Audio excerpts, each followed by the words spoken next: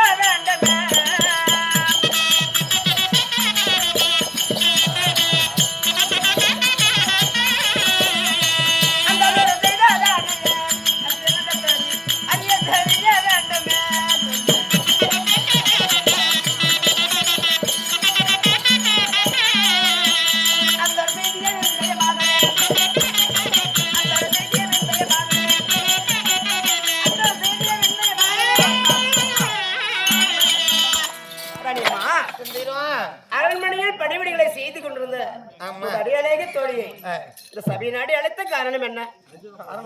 உண்மைதான் சுந்தரம். ராணிமா,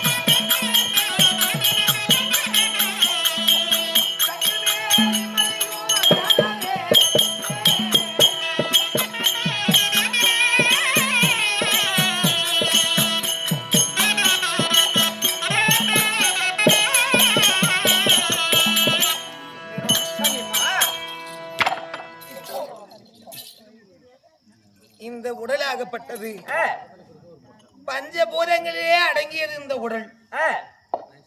எப்பேற்பட்ட காயம் இது?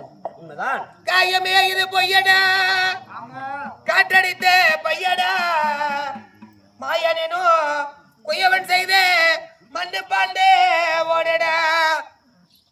மனிதன் உயிர் ஒரு குயவன் செய்யக்கூடிய சட்டியை போல அந்த சட்டி போட்டு உடைச்சிட்டா மறுபடியும் ஒன்னா சேர்த்த முடியாது. ஏன்னு கேட்டா சொட்ட மண்ணு ஒன்னா சேருமாயமா, சுடாத மண்ணு ஒன்னா சேர்ந்துக்கும். சொட்ட மண்ணு ஒண்ணு சேருமா? சேராது. கண்ணாடி உடைச்சிட்டா அந்த கண்ணாடி ஒன்னா சேர்த்த முடியுமா? முடியாது. அந்த மாதிரிதான் சுந்திரம்.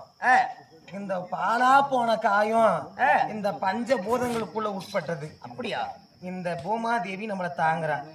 இந்த நிலம் ஒரு பஞ்சபூதம். சரி, ஆகாசவாணி நம்மளை பாக்குற. பேசாத நைனா, நீங்க 2 பேர் தான் பேசுறீங்க. தயவுசெய்து காலை புடிச்சுக்கிற கப்புன்னு. ஆகாசவாணி நம்மளை பாக்குறா. அந்த ஆகாயம் ஒரு பஞ்சபூதம். உண்மைதான். நம்ம சுவாசிக்கிறோமே காற்று, அதுவும் ஒரு பஞ்சபூதம். ஆமா, 3 ஆயிடுச்சு. 3 நிலம், ஆகாயம், காற்று. குடிக்கிற மாதிரி தண்ணி, நீரும் ஒரு பஞ்சபூதம் தான். நெருப்பும் ஒரு பஞ்சபூதம். உண்மைதான். நெருப்புனா அந்த நெருப்பு எரியறது மட்டுமே பஞ்சபூதம் ஆகாது. இல்ல, இந்த உடம்பு உஷ்ணம் ஆகுது இல்ல, சூடு, அந்த சூடுமே ஒரு பஞ்சபூதத்திற்கு உட்பட்டதுதான். ஆமா, வெப்பம் இல்லைன்னா சூடு ஆகுமா? ஆகாது. அப்படி பஞ்சபூதத்தால் நிறைந்த இந்த உடம்பாகப்பட்டது எனக்கு சோர்வாக இருக்கிறது. பஞ்சம் அலங்காரம் பண்ணோன்னா உன் மடி மீது தலை சாய்ந்த சற்று நேரம் நித்திரையாகுவேன். பஞ்சனை அலங்காரம் பண்றியா? அப்படி ஆட்டம்மா.